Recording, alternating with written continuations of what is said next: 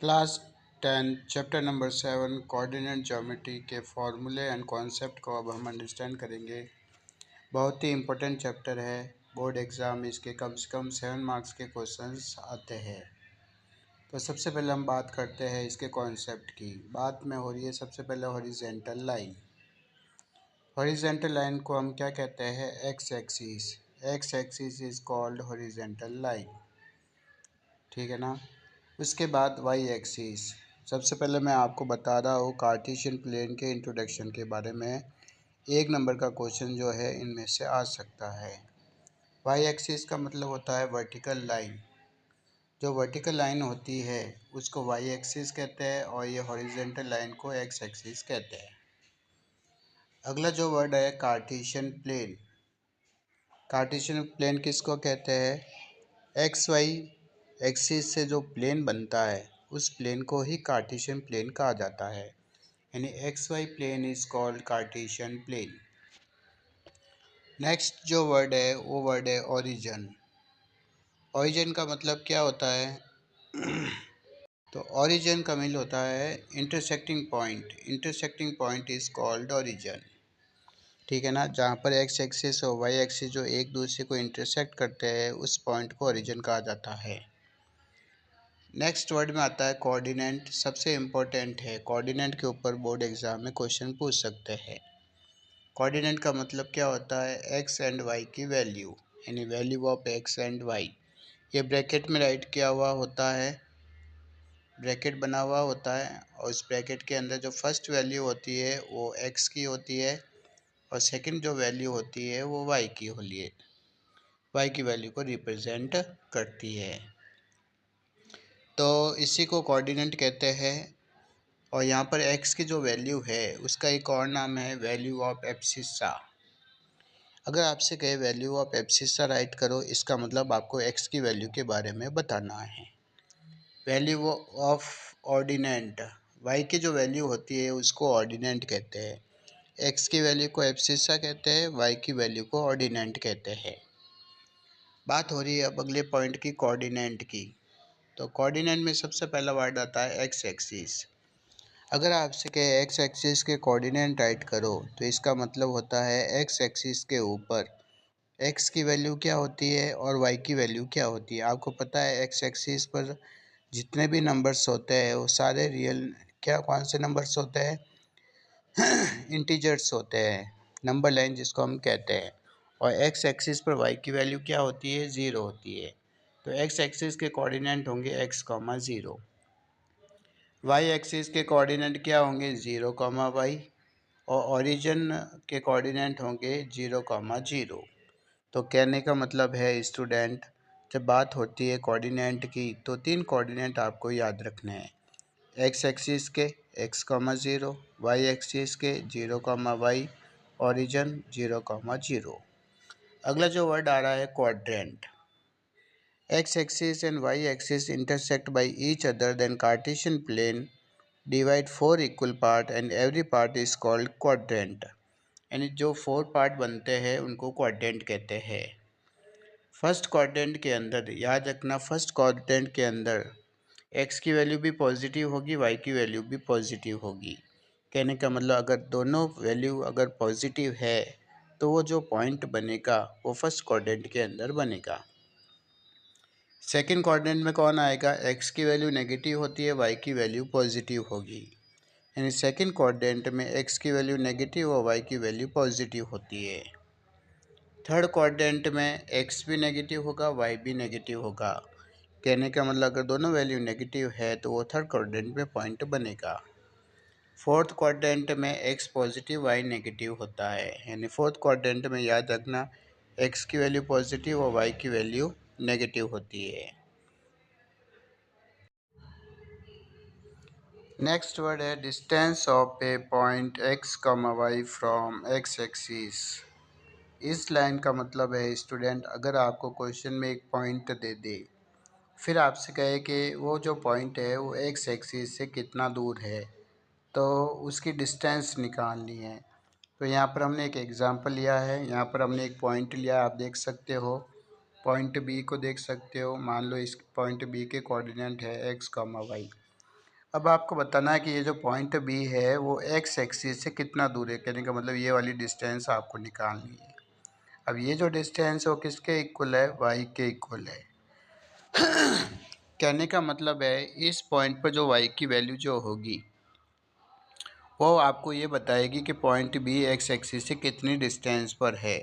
तो जब भी आपको किसी भी पॉइंट का डिस्टेंस अगर एक्स एक्सिस से निकालना है तो आपका जो आंसर होगा वो होगा वाई, वैल्यू ऑफ वाई। और हमेशा याद रखना डिस्टेंस जो होता है वो हमेशा पॉजिटिव होता है।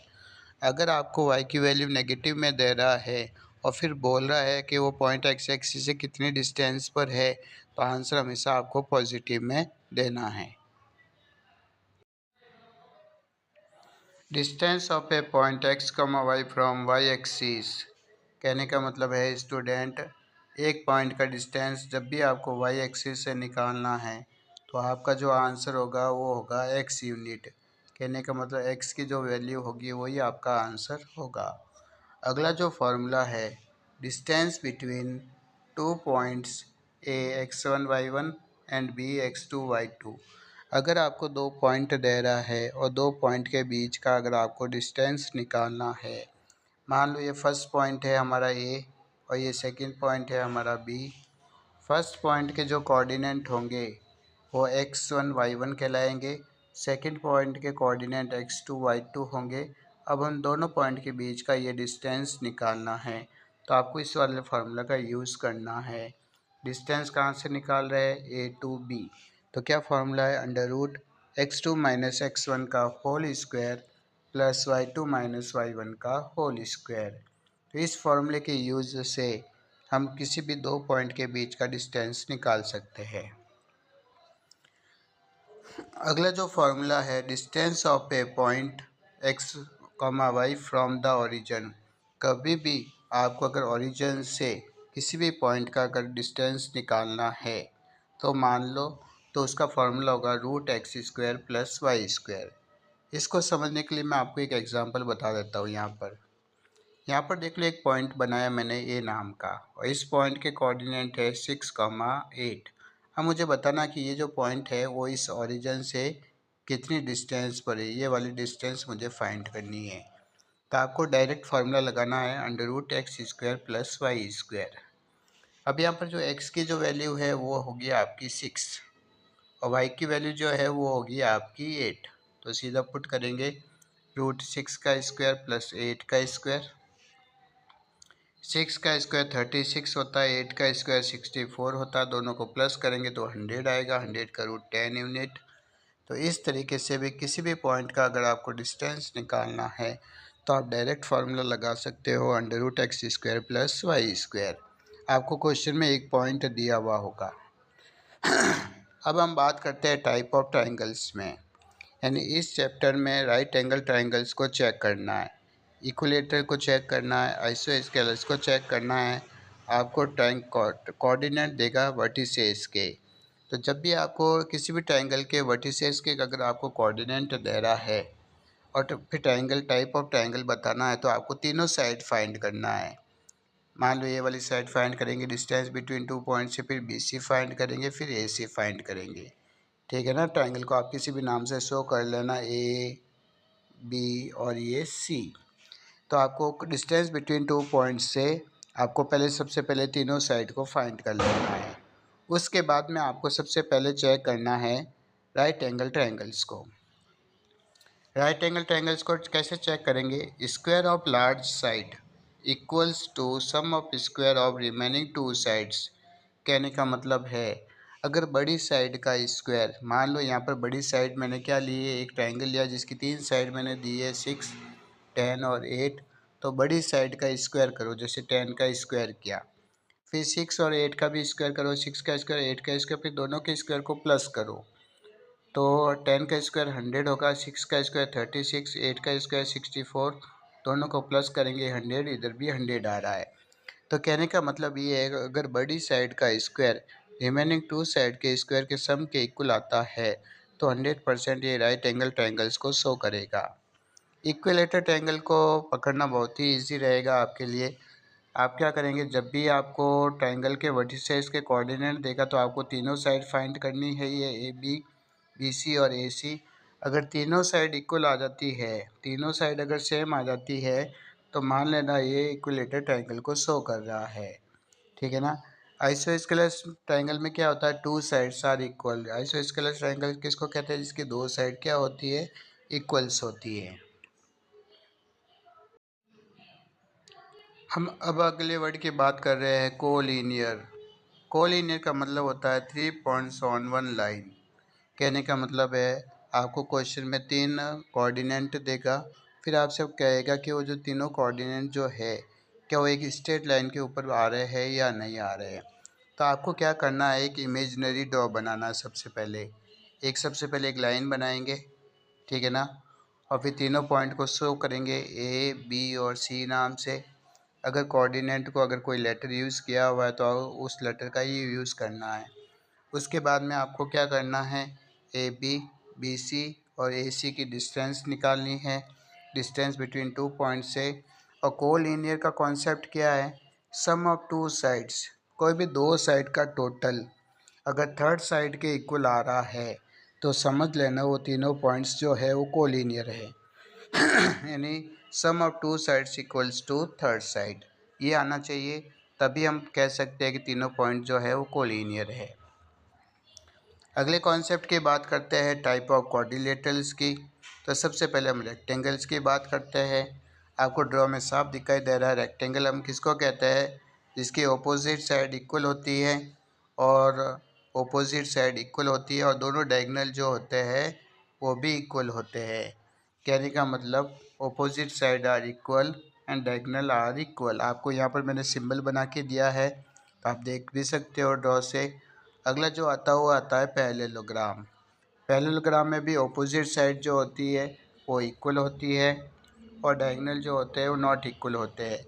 जब भी आपको टाइप ऑफ क्वाड्रिलेटरल का पता करना है तो सबसे पहले आपको एक इमेजिनरी डॉ बनाना होगा। इमेजिनरी डॉ बनाने के बाद आपको जो है कोऑर्डिनेट देगा वर्टिसेस के, तो आपको क्या करना है, सभी साइड फाइंड करनी होगी। आपको कोऑर्डिनेट A का कोऑर्डिनेट देगा, B का देगा, C का देगा, D का देगा, ये दिए हुए होंगे। तो अब आपको क्या करना है, AB की डिस्टेंस निकालना, फिर BC की डिस्टेंस निकालना, फिर CD की डिस्टेंस निकालना, फिर AD की डिस्टेंस निकालना, फिर AC की डिस्टेंस निकालना, फिर BD की डिस्टेंस निकालना। कहने का मतलब आपको 6 साइड की लेंथ निकालनी होगी डिस्टेंस बिटवीन टू पॉइंट से। तो पैरेललोग्राम कौन होगा, जिसकी अपोजिट साइड इक्वल होगी और डायगोनल नॉट इक्वल होंगे, दोनों डायगोनल अलग अलग आएंगे। स्क्वायर के बारे में आप देख सकते हो, यहाँ पर स्क्वायर के बारे में ये स्क्वायर का डॉ दिख रहा है आपको, इसकी ऑल साइड इक्वल दिख रही होगी आपको यहाँ पर, इसकी ऑल साइड जो है वो इक्वल आएगी और जो इसके दोनों डायगोनल जो होंगे ये भी दोनों डायगोनल इक्वल होने चाहिए। तो मान लेना ये स्क्वायर है, तो स्क्वायर के बारे में दो बातें याद रखनी है, ऑल साइड्स आर इक्वल आने चाहिए, डायगोनल्स आर इक्वल आने चाहिए। फिर अगला जो आता है क्वाड्रिलेटरल में रोम्बस आता है। रोम्बस के बारे में भी देख सकते हो, इसकी भी ऑल साइड जो होती है वो इक्वल होती है, इसकी भी ऑल साइड इक्वल आनी चाहिए, लेकिन इसके जो दोनों डायगोनल है वो इक्वल नहीं आने चाहिए। कहने का मतलब all sides are equal, diagonals are not equal होने चाहिए। अगले जो मेन क्वेश्चन है, जो कॉन्सेप्ट है इक्वाई डिस्टेंस के ऊपर क्वेश्चन बन सकता है। तो सबसे पहले इक्वाई डिस्टेंस के बारे में बात करते हैं। पहले हेडिंग देख लेते हैं, हेडिंग क्या है, a point P x, y equidistant from two points A and B, ठीक है ना। तो यहाँ पर बात हो रही है एक पॉइंट P की। आपको ये ड्रॉ, पहले इस ड्रॉ को अंडरस्टैंड करते हैं। मान लो ये जो पॉइंट A है, पॉइंट P जो है वो पॉइंट A और पॉइंट B से क्या है, सेम डिस्टेंस में है। ये मतलब यहाँ से लेकर यहाँ तक का डिस्टेंस और यहाँ से लेकर यहाँ तक का डिस्टेंस सेम है। तो इक्वेशन क्या बनेगी, ये लाइन और इस लाइन की लेंथ इक्वल होगी, तो इक्वेशन क्या बनेगी, PA इक्वल्स टू PB। तो जब भी इक्वल डिस्टेंस का क्वेश्चन आता है तो इसके टोटल 5 क्वेश्चंस है। तो आपको क्या करना है, सबसे पहले ये इमेजिनरी डॉ बनाना है, फिर इस तरीके की आपको ये इक्वेशन बनानी है, PA इक्वल्स टू PB। फिर आपको PA की लेंथ निकालनी है इस फॉर्मूले से, डिस्टेंस बिटवीन टू पॉइंट से √x2 - x1 का whole square plus y2 - y1 का होल स्क्वायर। फिर पी बी की भी लेंथ निकालनी है आपको इस फार्मूले से। दोनों साइडों में डिस्टेंस बिटवीन 2 पॉइंट्स का फार्मूला लगेगा, क्योंकि इक्वेशन के अकॉर्डिंग हम इसका यूज़ कर रहे हैं। फिर रूट से रूट यहाँ पर कट हो जाएगा और इस तरीके से क्वेश्चंस को फिर सिंप्लीफाई करना है। तो जब भी एक पॉइंट सेम डिस्टेंस पर होता है तो आपको इसी तरीके का इमेजिनरी डॉट बना के, इसी तरीके की इक्वेशन बना के दोनों साइडों में डिस्टेंस बिटवीन 2 पॉइंट्स का फार्मूला लगाना है। अब हम बात करते हैं सेक्शन फार्मूले की। तो सबसे पहले सेक्शन फार्मूले की जो हेडिंग है उसको अंडरस्टैंड कर लेते हैं। A point divide a line join by 2 points in ratio m1 and m2। ठीक है ना। तो इस लाइन का मतलब क्या है, इसको ड्रॉ से समझते हैं। समझ लो एक लाइन है, समझ लो फर्स्ट पॉइंट है आपका, ये पॉइंट ए है आपका, ये पॉइंट आपका बी है। ठीक है ना। जब इन दोनों को ज्वाइन करोगे तो एक लाइन बनेगी। अब इस लाइन को हमें डिवाइड करना है तो यहाँ पर एक पॉइंट बनेगा, मान लो ये पॉइंट पी है। ठीक है ना। इसको कहते हैं डिवीज़न पॉइंट। तो पहले तो बता दूँ, पॉइंट ए के कोऑर्डिनेट x1 y1 कहलाएंगे, पॉइंट बी के कोऑर्डिनेट x2 y2 कहलाएंगे। ठीक है ना। और ये जो डिवीज़न पॉइंट है इसके कोऑर्डिनेट x, y कहलाएंगे। जैसे ही पॉइंट बी जो है लाइन ए बी के दो पार्ट कर रहा है, वो पहला रेशियो m1 कहलाएगा, सेकंड रेशियो m2 कहलाएगा। तो कभी भी ऐसा क्वेश्चन अगर आ जाए तो एक एक पॉइंट जो है एक लाइन को टू पार्ट्स में डिवाइड कर रहा है, वो भी रेशियो के अंदर। तो यहाँ पर x की जो वैल्यू फाइंड करने का जो फार्मूला होगा, यानी x की वैल्यू फाइंड करने का ये फार्मूला होगा, ये होगा x equals to m1 x2 plus m2 x1 upon m1 plus m2। और y निकालने का जो फार्मूला होगा, यहाँ पर y निकालने का जो फार्मूला होगा, y equals to m1 y2 plus m2 y1 upon m1 plus m2। तो ये है इंटरनल डिवीज़न पॉइंट का फार्मूला, बहुत ही इंपॉर्टेंट है, क्वेश्चन बन भी सकता है, सुन लेना। तो जब भी इस फार्मूले की बात होगी तो वो यही कहेगा कि एक पॉइंट है जो एक लाइन को टू पार्ट्स में डिवाइड कर रहा है m1 और m2 के रेशियो में। Coordinate of mid point. समझ लो किसी भी लाइन के मिड पॉइंट के अगर आपको कोऑर्डिनेट निकालने हैं, समझ लो ये एक फर्स्ट पॉइंट ए है, ये सेकंड पॉइंट सी है, और दोनों को मिलाएंगे तो ये लाइन बनेगी ए सी।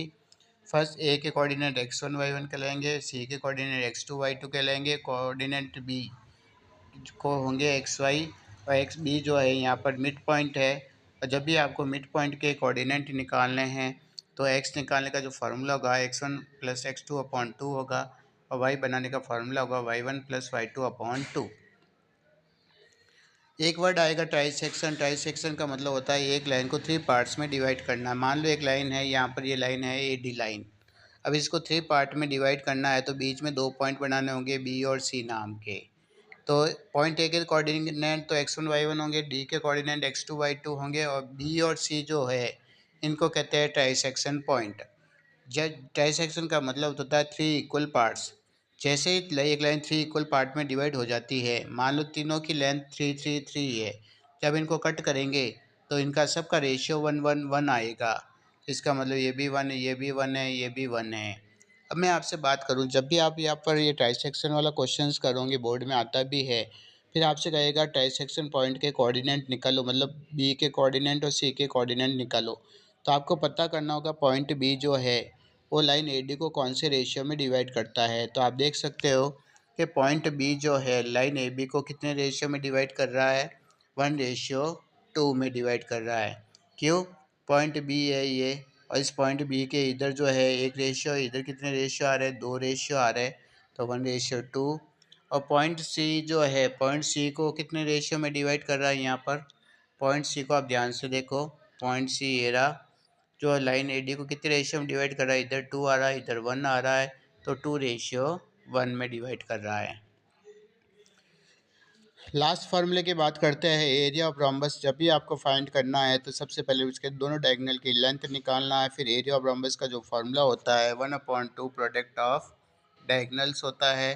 तो इस तरीके से इस चैप्टर के जो सारे कॉन्सेप्ट है मैंने आपको अच्छी तरीके से समझा दिए हैं। फिर भी अगर आपको कोई डाउट होता है तो आप कमेंट करके ज़रूर कमेंट कर सकते हो, मैं उस पॉइंट के बारे में डिस्कस कर दूँगा। अगर आपको ये वीडियो अच्छा लगा है, आप बोर्ड एग्ज़ाम तक इस चैनल पर बना रहना चाहते हो, बोर्ड एग्ज़ाम तक आप मेरे साथ रहना चाहते हो, अपने डाउट्स को सॉल्व करना चाहते हो, अपने प्रॉब्लम्स को सॉल्व करना चाहते हो, अगर कोई भी कंफ्यूजन है मैथमेटिक्स के अंदर, कोई भी क्लास के हो, अगर मैथ्स में कोई प्रॉब्लम्स होती है आपको, तो आप मुझे बिल्कुल कमेंट करें। अगर आपको ये कंटेंट अच्छा लगा है तो चैनल को अभी आप सब्सक्राइब करें, क्योंकि अब बार बार आपको जो भी मैं वीडियो डालूंगा उसका नोटिफिकेशन आपको ज़रूर मिल जाएगा। और सारे क्वेश्चंस के फॉर चैप्टर्स के फॉर्मूले को आपको अच्छी तरीके से लर्न करना है, सबसे पहला काम यही है। और बार बार आपको प्रैक्टिस करनी है। आपकी जो हाफ ईयरली है 20 नवंबर से शुरू हो जाएगी। उससे पहले आपको सारे चैप्टर्स के फॉर्मूले को अच्छी तरीके से लर्न करना है। और जो भी डाउट आते हैं तो आप इस चैनल पर कमेंट करके अपने डाउट्स को सॉल्व कर सकते हो। Thank you so much for watching.